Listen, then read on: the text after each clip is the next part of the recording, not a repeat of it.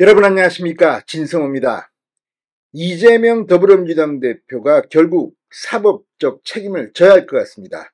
자, 지난 7일 끝난 이화영 전 경기도평화부지사의 1심 판결, 무려 징역 9년 6개월의 중형을 선고받았습니다. 그런데 이 판결문은 국정원 자료 등 때문에 일반에게는 공개하지 않았습니다. 자, 변호인 측이나 검찰 측 관계자들에게만 제공했는데 이게 드디어 언론을 통해 공개되기 시작했습니다. 중앙일보, 조선일보가 이재명 대표가 이화영의 휴대폰으로 김성태 전 쌍방울 회장과 두 차례 통화한 사실을 판결문에서 공개한 데 이어서 오늘 아침 동아일보는 판결문을 보다 정확하게 광범위하게 인용하기 시작했습니다. 여기에 보면 이재명은 이화영이 방북을 주도하기를 기대했고 최종 결재권자는 이재명으로 법원은 판단한 것 같습니다. 자, 지금 이화영과 김성태가 북한 측 인사와 만나고 이재명의 방북을 추진한 이유는 뭘까요? 판결문에는 아주 눈길을 끄는 대목이 있습니다. 바로 당시 문재인 전 대통령이 이 방북을 하면서 박원순 서울시장, 최문순 강원도지사는 함께 데리고 갔습니다. 그런데 경기도지사 이재명은 데리고 가지 않았습니다.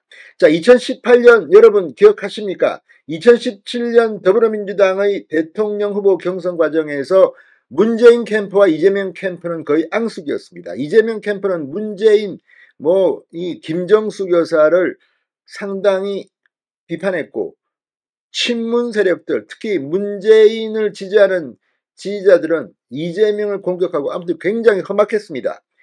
그래서 감정적인 골 때문에 이재명은 빼고, 아니 경기도지사인데 빼고 서울시장, 강원도지사를 데리고 간 게 아니냐. 심지어 판결문에는 문재인 전 대통령이 후계자로 박원순 당시 서울시장을 지목한 게 아니냐, 이런 보도도 나왔다는 점이 적혀 있다고 합니다. 자, 민주당 내의 권력 암투의 냄새가 물씬 납니다. 이재명 입장에서는 다음 대통령 선거에 나가기 위해서는 박원순 시장에게 밀리지 않기 위해서는 나도 북한에 가야겠다, 이렇게 생각했을 가능성이 높습니다.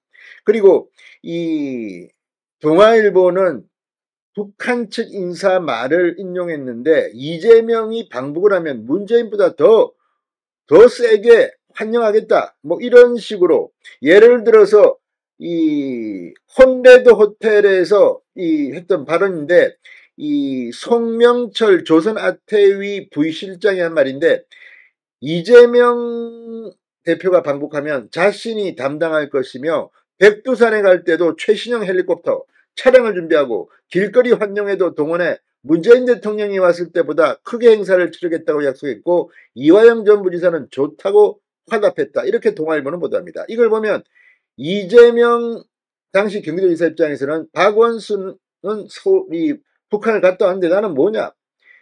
당시 분위기는 문재인 전 대통령과 김정은이 만나고 이런 분위기 속에서 북한과 뭐가 있어야지 민주당에서 대통령 후보가 될 수 있다, 이런 분위기가 아니냐는 생각도 듭니다. 자, 지금 판결문이 굉장히 두껍습니다. A4 용지 364쪽 분량이라고 합니다. 이 판결문에는 상당히 많은 내용이 적혀 있고 동아일보가 오늘 굉장히 구체적으로 보도를 했습니다. 이걸 보면 이재명 대표는 이거 기소할 수밖에 없고, 또 기소되면 시간 문제지 유죄 가능성이 상당히 높아 보입니다. 진성호의 융단 폭격 시작합니다. 이재명 더불어민주당 대표를 융단 폭격합니다. 방송에 앞서 아직 진성호 방송에 구독자가 아니신 분은 붉은색 구독 버튼 눌러주십시오. 더 좋은 방송으로 보답하겠습니다.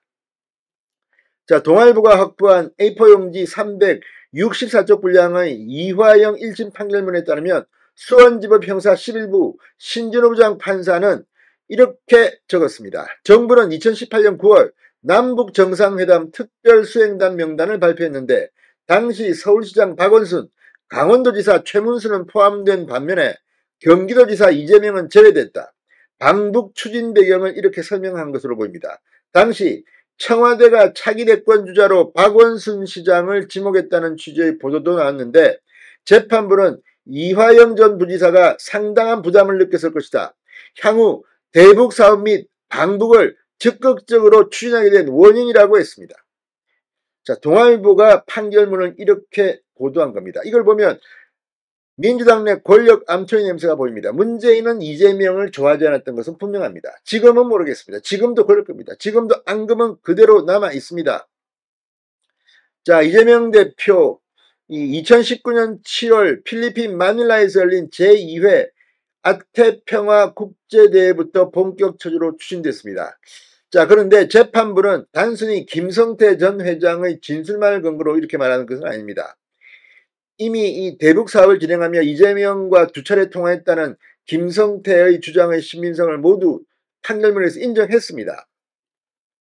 자, 그리고 더 중요한 것은 방북 비용이 북측으로 흘러간 시점을 전후로 경기도 공문이 재차 발송된 점을 두고 재판부는 경기도지사의 방북을 중점적으로 추진한 정황이 확인된다. 이렇게 썼습니다. 경기도는 같은 해 5월 협력사업 점검을 위한 경기도 대표단 방북 요청을 시작으로 쌀 10만 톤 지원, 6월 태풍 피해 복구 협력, 9월 민족협력사업회의 11월 등을 명목으로 경기도가 아태위에 이재명 대표, 당시 이재명 경기도지사의 방북을 요청하는 공문을 4차례나 보냈다고 동아일보 재판부 판결문은 말합니다. 검찰은 방북 당사자이며 최종 결재권자인 이재명 대표가 본인의 방북 추진을 몰랐을 리가 없다고 보고 있습니다. 누가 봐도 이건 이재명 몰래 이화영이 이런 짓을 저질렀다? 경기도가 공문을 보냈다? 그럼 경기도 공문은 경기도지사는 사인 안 합니까? 그냥 막 보냅니까? 그냥? 기가 막힌 일입니다. 검찰은 이화영 전 부지사가 그해 12월 한 언론사 인터뷰에서 이재명 대표의 방북 경비는 벌크 캐시 한도가 있다. 뭉칫돈 한도가 있다. 재판 및 정치적인 문제로 강하게 방북 추진을 못했을 뿐 물밑에서는 지속적으로 협상을 해왔다고 한 부분도 정황 증거로 보고 있습니다. 재무듬을 판 것 같습니다. 자, 아무튼 지금 이 검찰이 기소한 대북 송금 구조에 대해서도 재판부는 쌍방울이 경기도의 대북 사업 비용을 대납한 것이라고 결론을 내렸습니다. 이제 이재명은 어떻게 될까요? 진성호의 융단 폭격이었습니다. 여러분 감사합니다.